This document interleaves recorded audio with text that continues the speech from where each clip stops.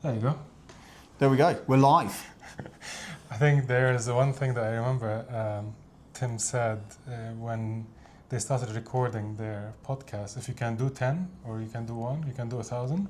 Okay. So let's try and get 10. It's like endurance training, isn't it? You do if you can do 1,000, you're probably quite fit by then. Yeah. Excellent. Good. It's all consistency. Okay. Well, here we are. Yeah. Baz.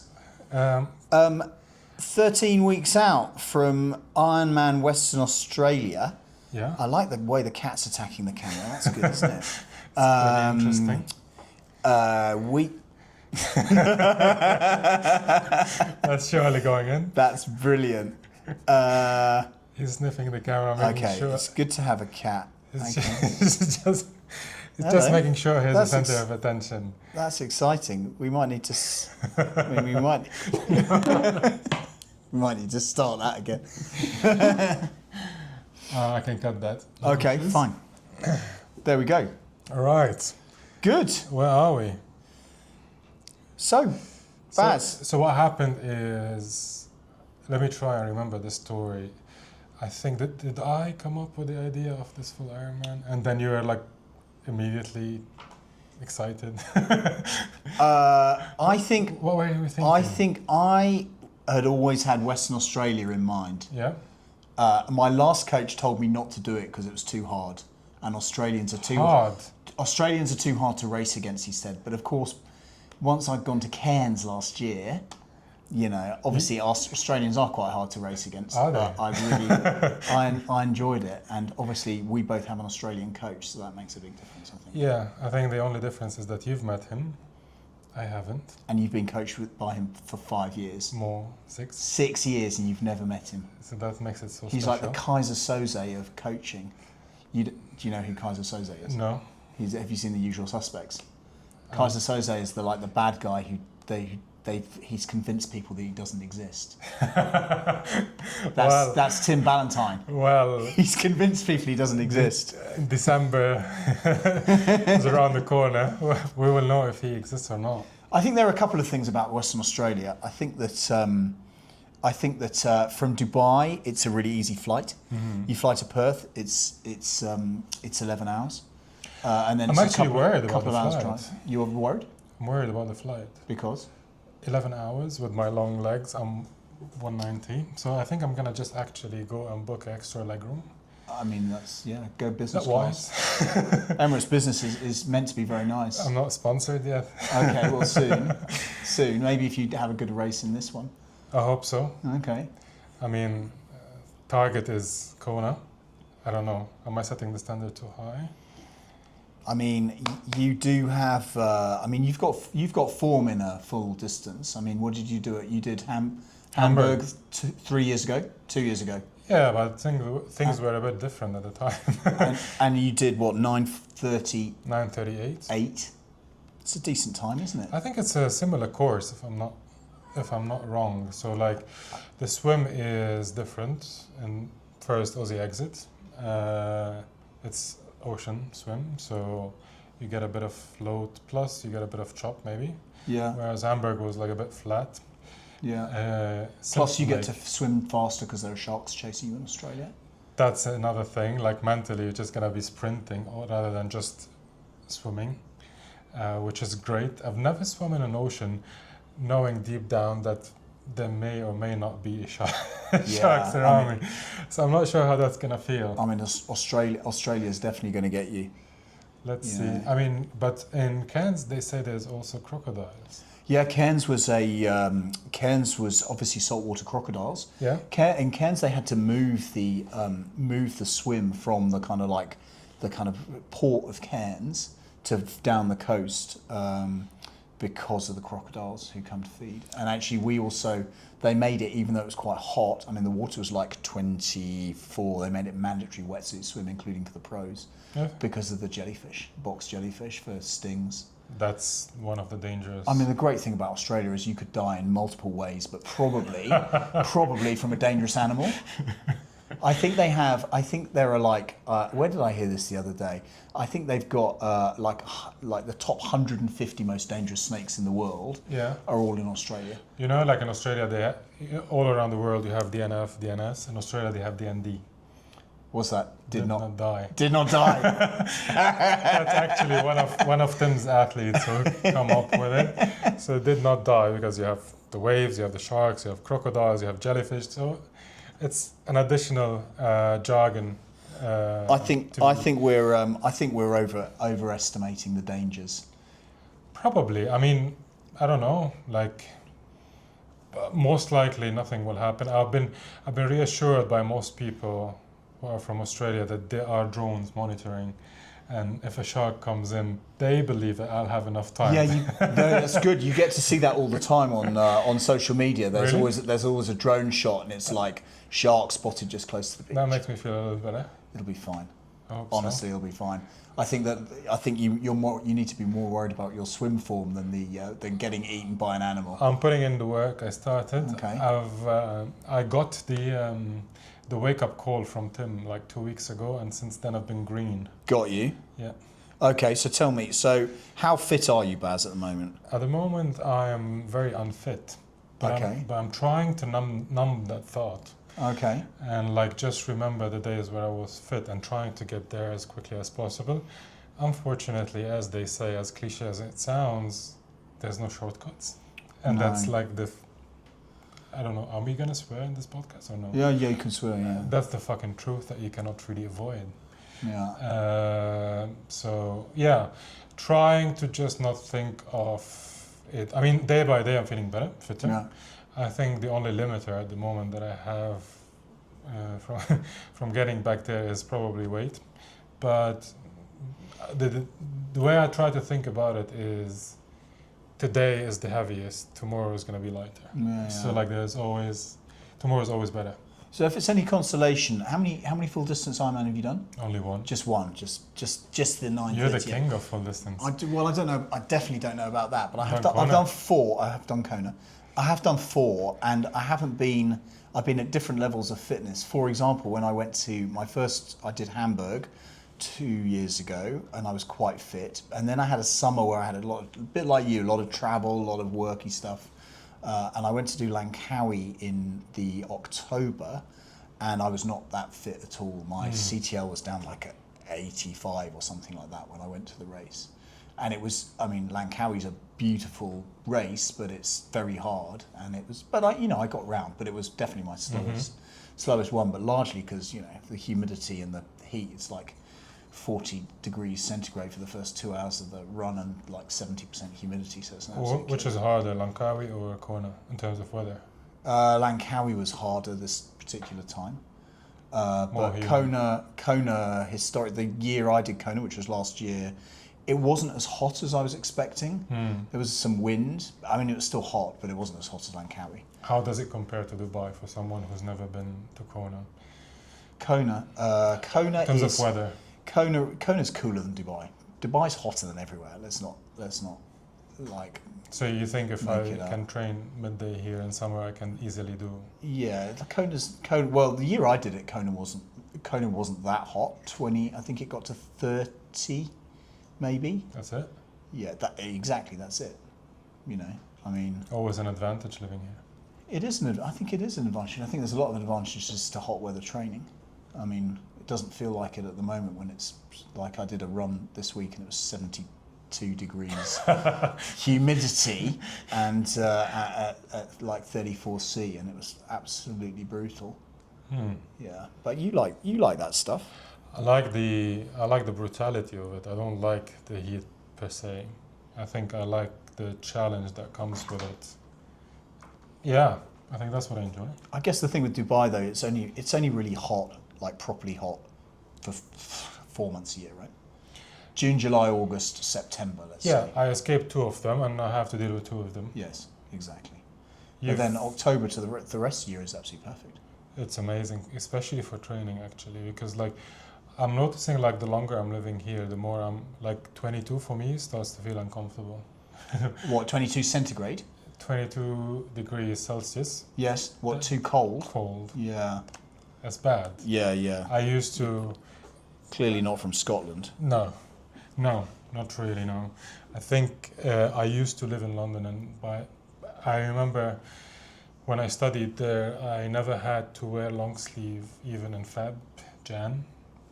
And now, when the weather gets to 22 here, I'm immediately wearing my hoodie. Yeah, it's interesting how you speak to people who live here and go and race in Europe, even in, if it's not the middle of summer, and sometimes they're like putting on clothes in transition to go and ride the bike, like gilets on the bike and stuff. Yeah, do you prefer racing in cold or? I mean, temperate, I would say. I mean, I'm also, currently I weigh like 88 kilos, so there's quite a bit of me. I think I'm it kind of keeps me warm. I mean, there's always a risk of overheating, right? So that's high. Yeah, a little bit higher, probably be like 80 kilos at race weight, probably. I mean, you'll like get a decent race weight. If you stay on what you're doing, which we probably will tap into a bit later, if you stay doing that, probably you'll get to that race weight soon. Yeah, at some point, yeah, hopefully. That's interesting. Yeah. Should we go through the schedule that we have? Come on then. Nice introduction. Very good. Okay. So we're going to talk training. So yeah, we just signed up for this. We've discussed that. So how much training are you actually doing at the moment? What does your training peaks look like? What's Tim Ballantyne set you? Mr. Ballantini. Mr. Valentini. And do you listen to him? Of course I do. I still look. I've gone through coaching certificates and stuff, but when it comes to my coaching, I know I'm in good hands. I think I've come to realize over the years that I like his style in coaching. I like load. Yes. More than intensity. So I think he knows that, and he always sort of adds that to my training schedule, which keeps me happy. I think at times, especially the last 2-3 years, I haven't been compliant. But I think I've been recently designing and shifting things around to create that time to get back to what's so-called a green machine. At the moment, I think the last 2 weeks I'm averaging between 15 to 17 hours, which in the past historically used to be the norm. Yes. So that's a reduced load from what I'm used to, but I'm happy with it. When you did Hamburg, what sort of weekly hours were you doing? I think we started with 16, 17, 18, and then we ramped up to 26, 27 for like the peak weeks. Yeah. I mean, that's not sustainable for a long time. Well, how long was that for? Like 4 or 5 weeks? If you want to remain married and have a job, no. It's not no, that's, true. Yeah. It's not sustainable, but is it enjoyable? When you're at that level of fitness, it feels very enjoyable. Yeah. But something I've always spoken about is like you always underestimate how fit you are. Because like you have it, so you think that that's the norm. But when you lose it, trying to get back there, that's where things get tricky. Yeah. What about you? How many hours? So I mean, I've been since July. I did a 70.3 in July. I mean, basically after Kona last year in October, I basically went until June without training, but also doing all the other stuff I needed to do, and probably enjoying the food and drink a little bit more than I might normally. And then I did a 70.3 in July, and then Swansea, which was a great race, good fun, and kind of sparked my enthusiasm, so much so that I entered Ironman Belgrade 70.3, which is in 2 weeks' time. 2 weeks.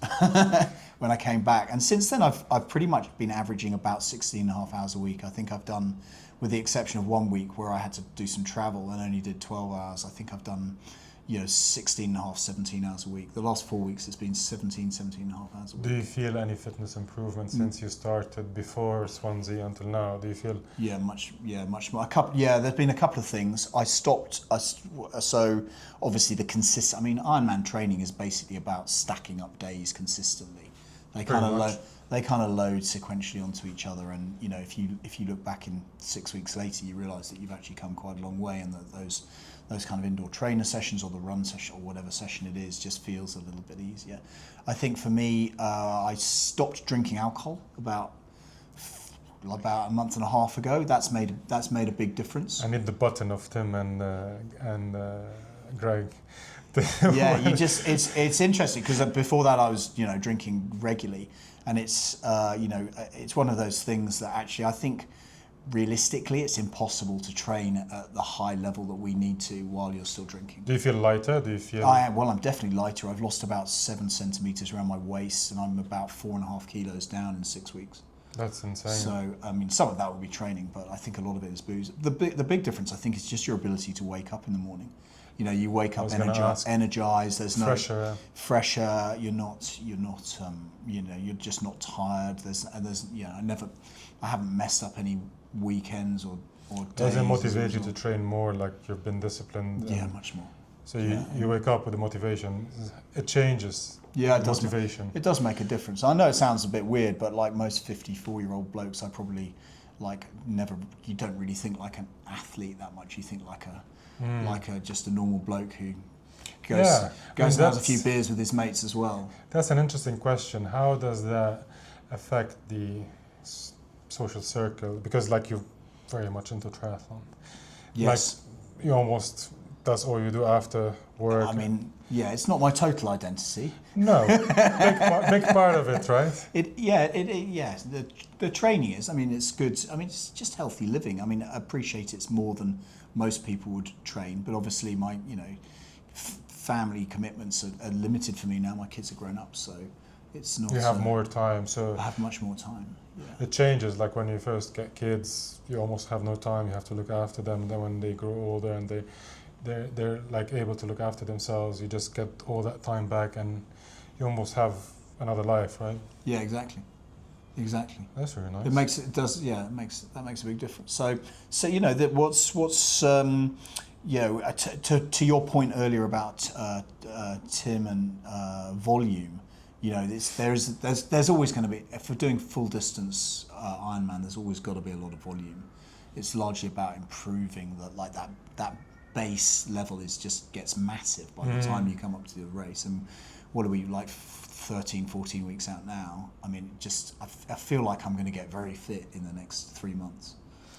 I have no doubt. And I think, look, in my opinion, if I were alone in it, probably I would have gotten motivated, but not to this level, especially in the very beginning. So I think having you and also Hussein being signed up for this race makes the whole experience a bit more special. And like friends together, aiming for a race, starting to book stuff. I mean, we didn't leave it too long to book like the logistics and stuff, which was great. Like we got it last minute, relatively last minute. I mean, Bustleton's it's kind of a place that sells out very quick. Yeah, it sells out. It's not a lot of accommodation there. It's not like it's a big city or anything. Yeah, just so everyone knows, like Bustleton is like a small town down from Perth. Yeah, about 2 hours south. Yeah, and accommodation is sort of limited there. Yeah. So when I personally first looked there, when I first signed up, like maybe 3 months ago, there were plenty of options, like accommodation options. When we looked recently, after we came back from summer holidays, almost only one, and that's probably what we ended up booking. And then all the rest were like 40 minutes drive away, which is crazy. So like I think we saved the moment. Yeah. Flights. I mean, flights were quite expensive. I mean, it can work different ways. Flights are definitely expensive. But like when I booked Kona quite late last year and ended up, I mean, I did a 2-center thing there, but I ended up getting my hotel for the race bit of the week was literally on the finish line, which was just lucky, really, that nobody else had booked it. Yeah, I like staying near to the finish line. I've always tried to do that. Yeah. Hamburg, I've done that as well. Cairns, I did that. Did you like Hamburg? Yeah, Hamburg's a great city. It's a nice, the race. Great fun. Yeah, it's a fun course. I mean, I did the year that they had that really bad bike crash where the motorbike went into one of the competitors. But the course is amazing. The run course in particular was really great. German crowds. I mean, you can't go wrong with a race in Germany, can you? No. They really, really, really know how to A, organise it, which is amazing, and B, the crowd support is just so great. I mean, Hussein did Roth. I mean, the crowds in that looked just amazing. Like I signed up for Roth. Did you get in? Yeah. This year, for next year? You didn't know? No, you didn't tell me. Wow. Okay. I'm in Roth, and Hussein got a slot.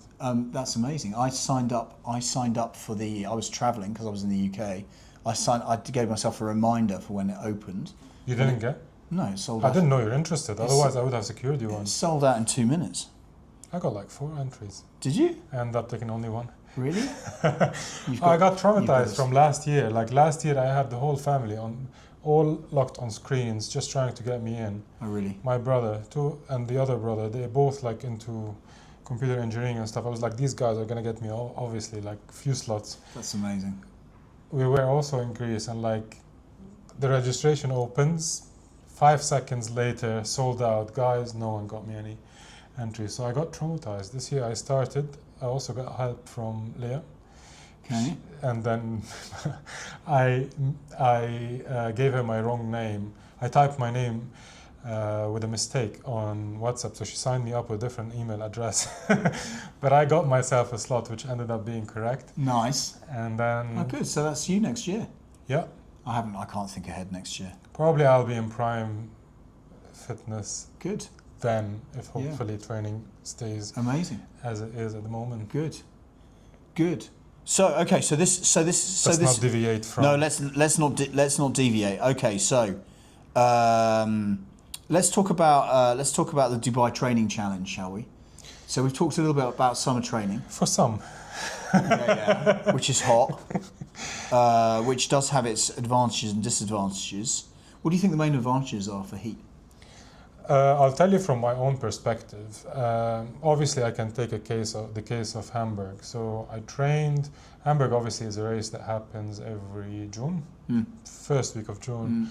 So when I did it, I think it was the 5th of June. So obviously, my birthday. Is it? Yeah. Happy birthday. I mean, yeah, obviously. We celebrated recently. After that.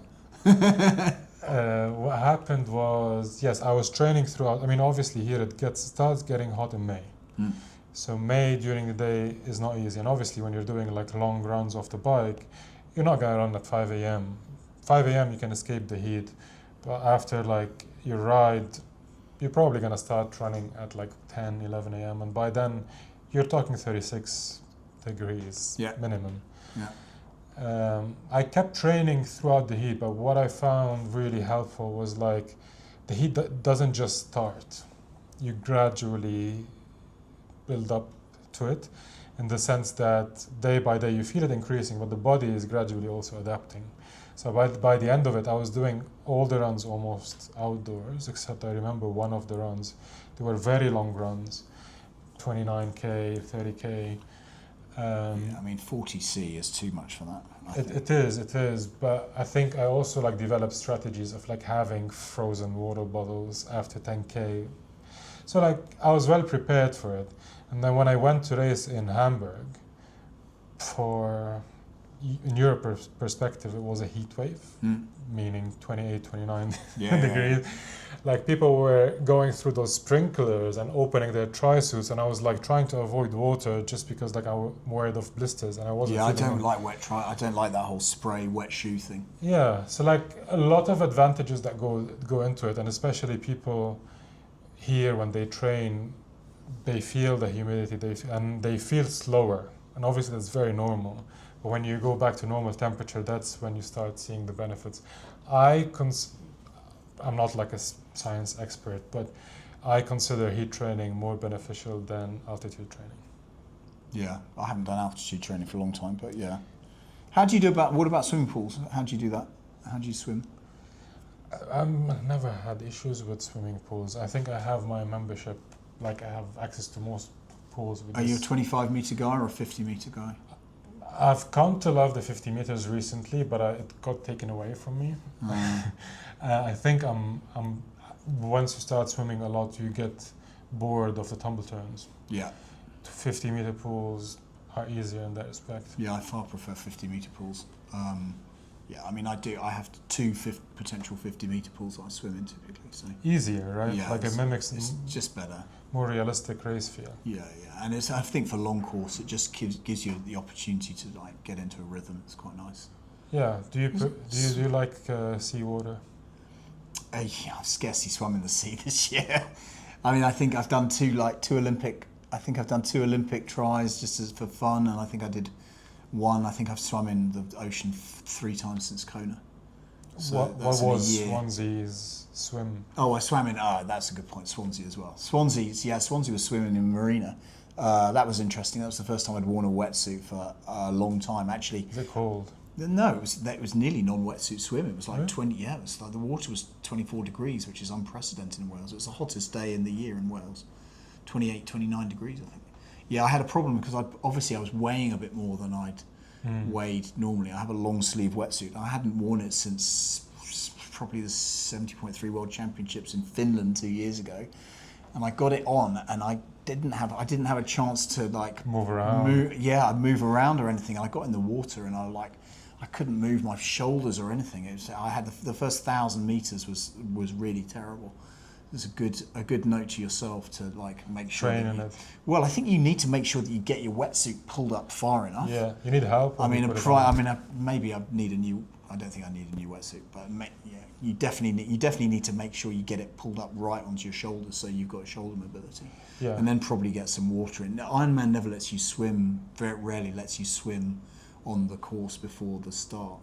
All these like this marina, the pros got to like swim around for 10 minutes, but the rest of us were just standing around. So, and I think if you tip, Greg Harper gave a tip that you just pour a bottle of water down your wetsuit to get it kind of like used to. So That's smart. not Like a bad. a cold water. Yeah. But generally, I prefer sleeveless wetsuits anyway because Much better. I've got massive muscly shoulders, so I can tell. they need to create a custom wetsuit. Exactly. So sleeveless is better for me, definitely. Yeah. But I like swimming in the sea, but I haven't done it for a while. I would say swimming in Dubai is not an issue. On the contrary, I think it's an advantage because like the facilities that we have here, like you have access to many. Yeah, they're okay. 50-meter pools, like you have Hamdan, you have the police academy, you have warehouse gym. Yeah. You have lots of good Yeah, pools. it's not bad. So How often do you swim? Are you a triathlete? Are you a typical triathlete? Yes, I don't like swimming. I've come to love it. I think I was contemplating buying those.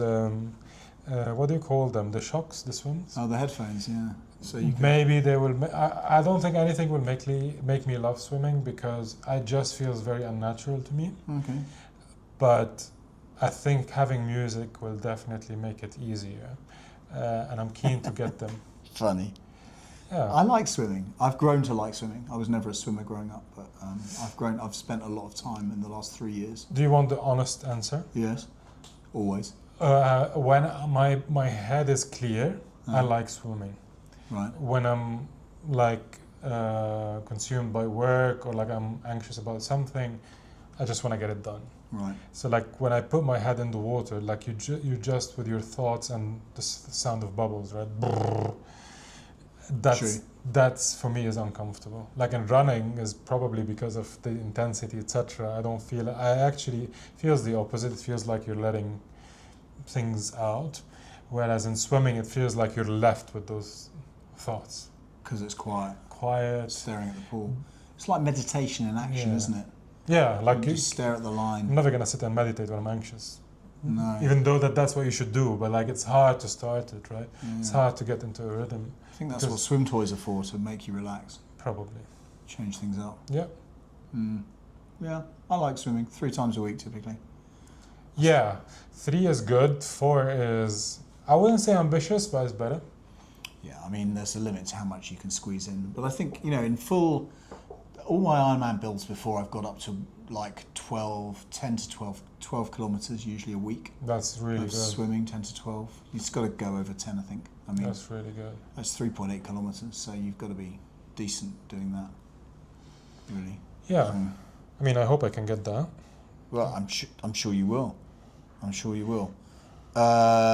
Let's talk about time management.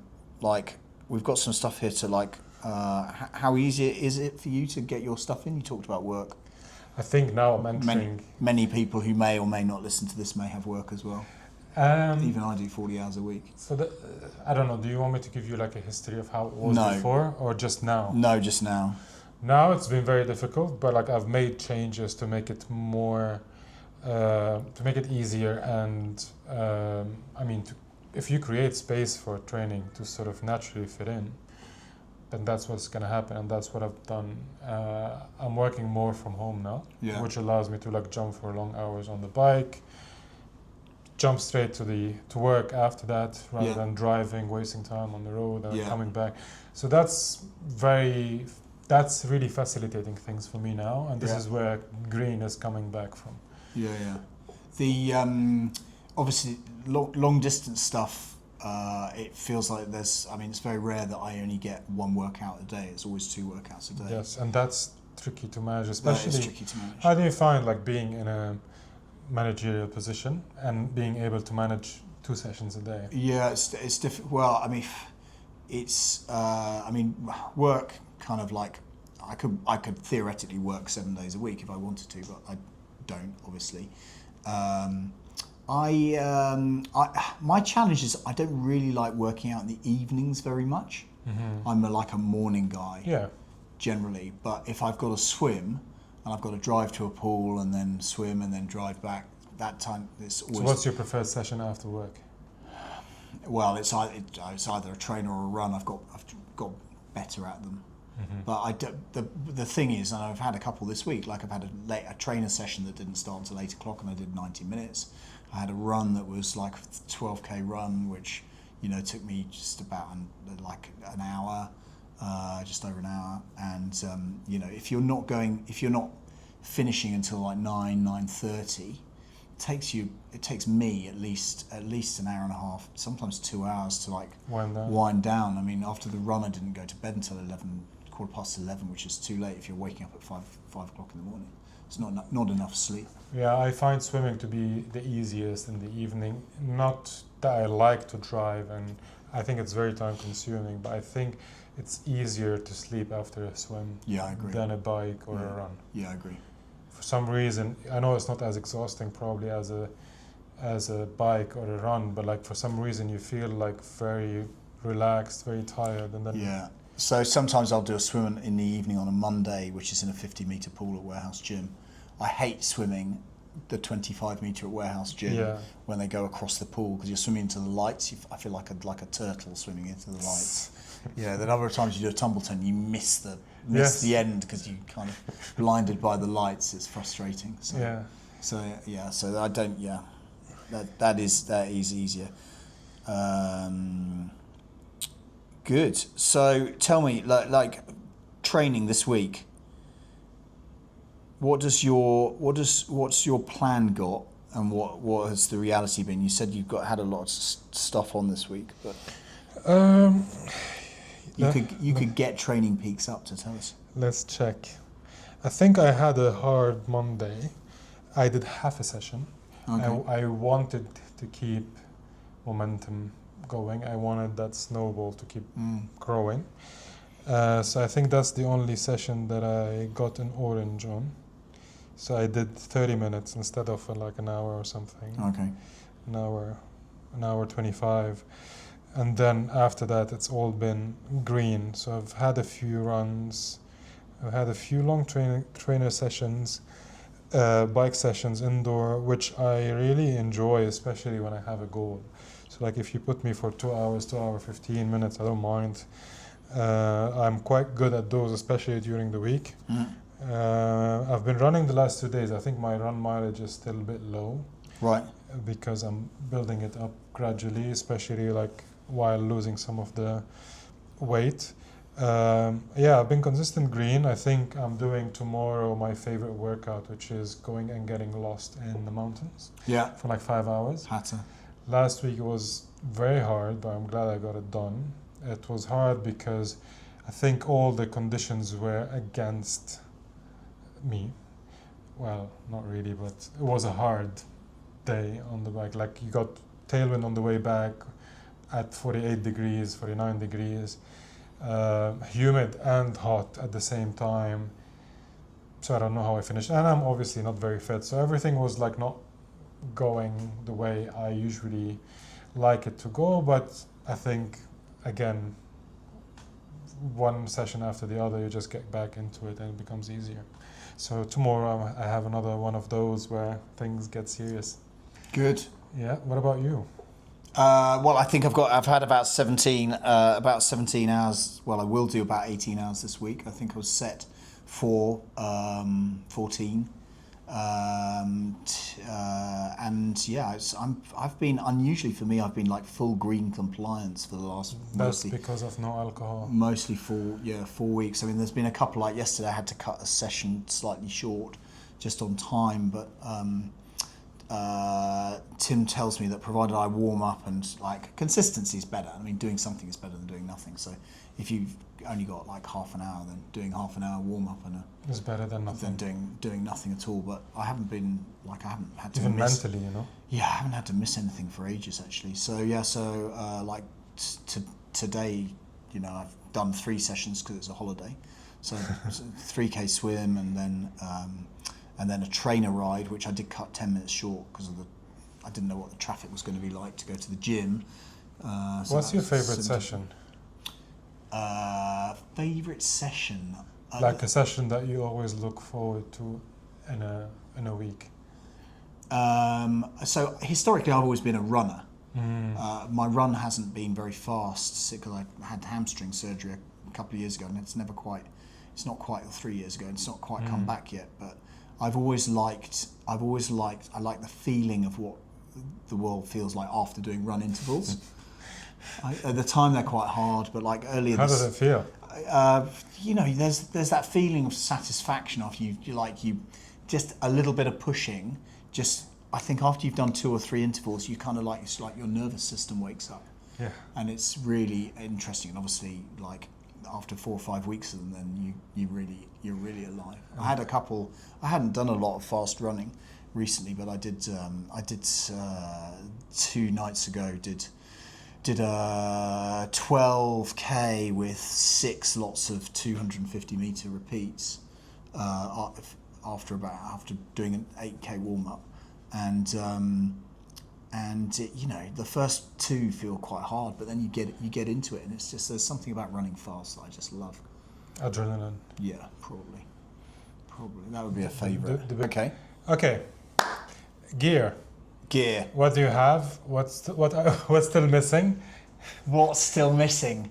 Gear. A triathlete who needs gear. I mean, it's all about the gear, isn't it? So there are a couple Photos, right? I mean, it's very important. There are a couple of. I mean, the reality is you don't need any more. I don't need any more gear, of course, because it's all about you just need to do the training. The gear doesn't make you faster. But I do think there are a couple of things that I am thinking about ahead of Busselton. One, so I thought about my cockpit on the bike. Mm-hmm. Busselton's a totally flat course, so being able to hold an aero position for as long as possible is going to be massively important. So I did change out my cockpit. I got a fast TT cockpit. That's nice. Which is really comfortable, and I had a little bit of a tweak on the bike, and like playing around with that. It's early days. Is it feeling more comfortable now? I always had a pretty comfortable position, but that feels pretty good, and I can definitely. I feel I'll be able to like hold that for ages. I may think about what the helmet bit looks like. I've got an Aero HJC AdWatt helmet, which has always been pretty good, but it does have a massive scratch over the visor, so I may need to think either about a new visor or just see what the helmet looks like. But you know, interesting. You know, it's important to look like a Star Wars character. What happened with your wheels? Wheels. So I mean, wheels is a thing. I mean, I just had a recall on my road bike wheels. Why? So I mean, I don't know. I have some roadside road, and DT Swiss did a massive recall of a load of wheels. So I don't have no road bike wheels at the moment. Oh, it's just a road bike. Yeah, it's just a road bike. My TT bike, I have a pair of Swiss side 800s at the back and 650s at the front. I will probably think about a disc for Busso. I mean, it definitely makes you faster. Mm-hmm. You know, so I might think about that. Obviously, all these things require investment. So most of your upgrades are on the bike. I think so. Well, this week though, I did also buy a pair of buoyancy shorts for the pool. Do you recommend them? So I've only done 1 session, but you know, Rory Buck, my swim coach, said it was a good idea to do, and you know, once you get into the like just before a race, because it's, you know, they basically mimic. It's like wearing half a wetsuit around your middle. And for somebody like me who's got massive, like a cart horse style thighs and backside. Is that You know, showing off? they do well, but the problem is they sink, and like no matter how, like I'm never going to have like floaty legs, so anything that like gets my butt up has got to be a good thing. So I did one session this week, and they differ from a pool boy, because I mean pool boy you can still kick as well, but they definitely gave a little bit of extra buoyancy. Interesting. Another. I always wanted them, but I always thought that they might be actually counterintuitive. But now you're speaking about them. I mean, obviously we're not only going to be using them in the context of triathlon, so I think it might be a good idea. Might try them out. Swim tools are always good. Yeah. You know. Nice. So have you bought you bought a new bike? Yeah, I think that's Enough talk about buoyancy shorts. enough about buoyancy shorts. Bike. I think I've been eyeing a new bike for a very long time.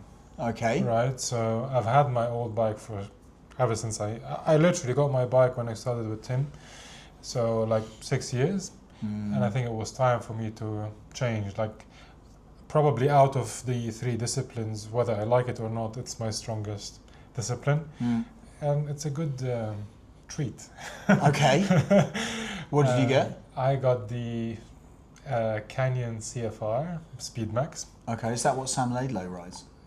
Probably same as the pros. I think my cockpit is a bit different. Right. So I just use the funny story about the tri-rig elbow pads is that I ended up ordering them by mistake, and I kept chasing them to sort of pay for them. But they feel very comfortable. I did not have to change the cockpit entirely. So I just added an adapter for an extra bottle because you need it. I think the only 2 upgrades I would think of from now until the race are a helmet, and maybe bike shoes, racing shoes, and the disc wheel. The disc wheel. That's the most expensive. That almost costs like a bike. Like a bike. I mean, there are some disc wheels. If you go to Wolfie's, there are some very expensive disc wheels there, but they're not all expensive. I mean, some of the Chinese stuff is actually pretty good and not that expensive. But yeah, we'll need to have a look around. It does require a little bit of investment. Right. So let's close this by Go on then. Some accountability, right? Okay. What's your target?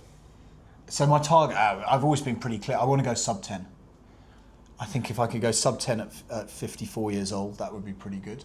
I mean, you know, I did 10:29 at Cairns last year in the Asia Pacific. What's the closest you got to 10? I did 10:24 in Hamburg 2 years ago, and then both Langkawi and Kona were over 11 hours. And let's look at different reasons. Let's look at that per discipline. Where do you think your biggest improvement can be? So I think my swim has always been quite consistent. If it's a wetsuit swim, I think I can get quite well closer to 1 hour than I've been before. I did 1:04 in Cairns last year, and then if it's a non-wetsuit swim, then like Kona, I did 1 hour and 9. I think I can improve a lot on the bike. Tim tells me I need to be doing about 4:40. Yes. 4:40, 4:45 probably.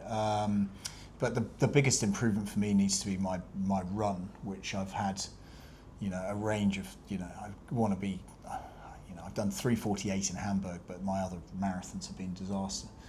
I was doing quite well in Cairns and then crashed. So if I could get down to 3:35, something like that would be good in a marathon. I think physically you can definitely do those 2 improvements, but I think one major thing to not ignore, even in training from now, is nutrition.